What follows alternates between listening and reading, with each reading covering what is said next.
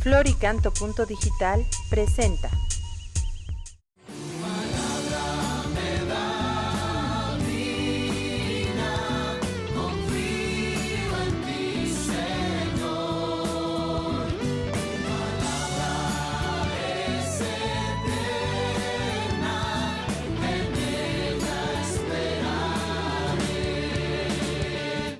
En nombre del Padre, del Hijo y del Espíritu Santo. Amén. Palabra de vida.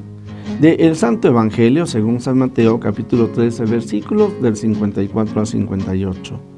En aquel tiempo Jesús llegó a su tierra y se puso a enseñar a la gente en la sinagoga, de tal forma que todos estaban asombrados y se preguntaban: ¿de dónde ha sacado esta sabiduría y estos poderes milagrosos?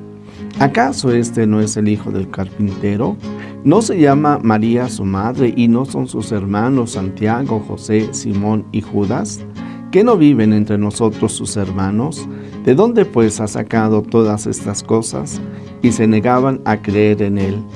Entonces Jesús les dijo: un profeta no es despreciado más que en su patria y en su casa. Y no hizo muchos milagros allí por la incredulidad de ellos. Palabra del Señor.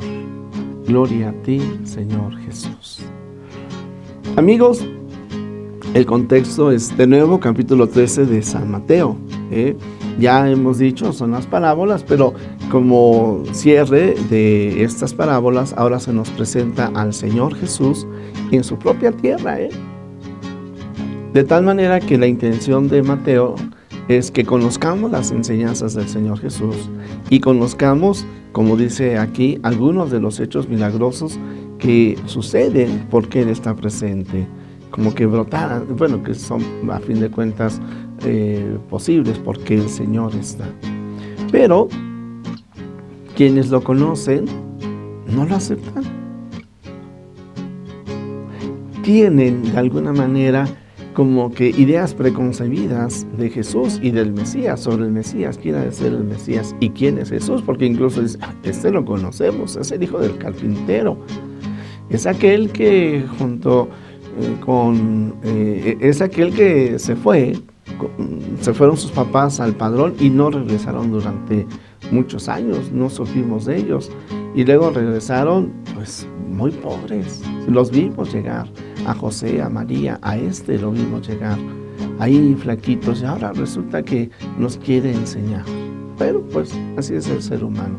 Pero yo me atrevería a decir que no solamente los contemporáneos del Señor Jesús.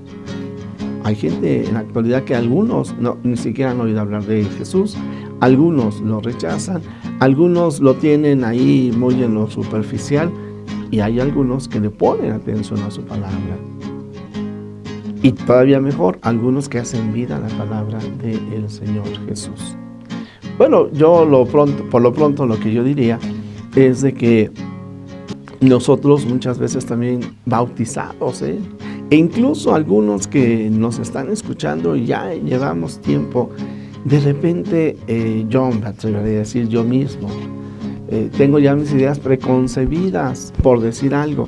Si yo no dejo que la palabra de Dios sea para mí siempre una novedad, entonces pues lo que ocurre en mi corazón y en mi vida es de que ya soy hermético a lo que el Evangelio me pueda decir. Y un error, por ejemplo, para mí grave sería como que, pues ya para qué leo el texto, ya sé lo que voy a decir. No, yo sí quiero decirte que para mí es un reto cada vez que preparo estas reflexiones, porque siempre tengo que decirle: Señor, que nunca cese mi asombro de conocer tu palabra. Imposible, dado que todo gira en torno al Señor Jesús, que yo no haya repetido algunas ideas, algunas frases, algunos pensamientos. Pero cada vez que yo leo la palabra de Dios, siempre es: Señor, ¿qué me quieres decir a mí? A mí. Y ciertamente, ¿qué le quieres decir a aquellos que me escuchan? Bueno, pues aquí viene, habrá algunos que digan: es el Evangelio. Ya escuché a Monseñor Pedro Agustín, ya escuché a este padre, ya escuché a este otro padre. ¿verdad? Y que como que nos hagamos ya cerrados, nada nuevo voy a aprender.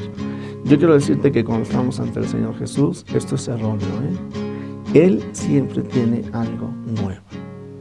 Y sobre esto, yo lo señalo porque podríamos tener los bloqueos que tuvieron aquellas personas que eran contemporáneas de Jesús y que lo conocían a Él y que conocían su familia. Junto con esto, aquí yo sí quiero decirte lo siguiente, fíjate la diferencia. Conocemos el nombre del Señor Jesús, no conocemos el nombre de estos sus contemporáneos.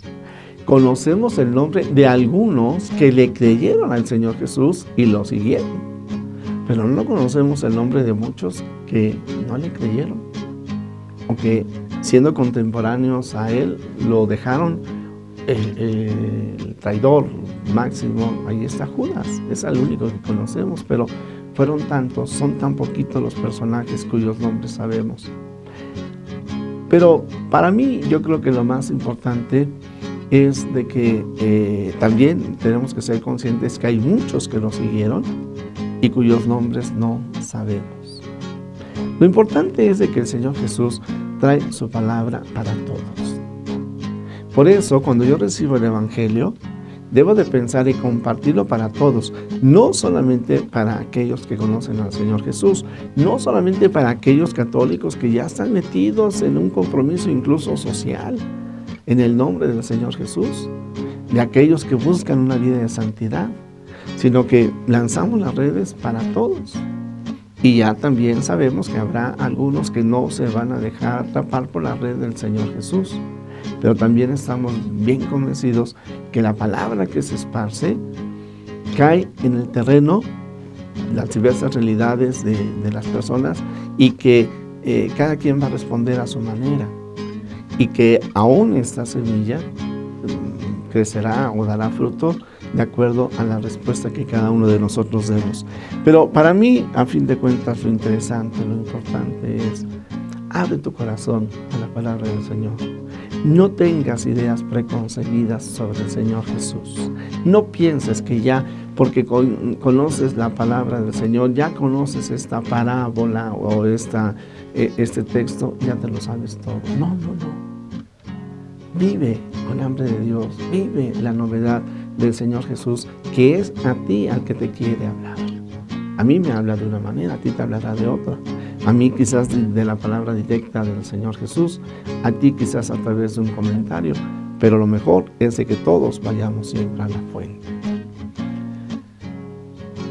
Medita. ¿Cómo recibes el Evangelio? ¿Cómo recibes al Señor en tu corazón? ¿Cómo dejas que Él actúe en tu vida? Jesús, que todos te conozcan y te amen, es la única recompensa que quiero. El Señor esté con ustedes, la bendición de Dios Todopoderoso, Padre, Hijo y Espíritu Santo, descienda sobre ustedes, les acompañe hoy y siempre. Amén.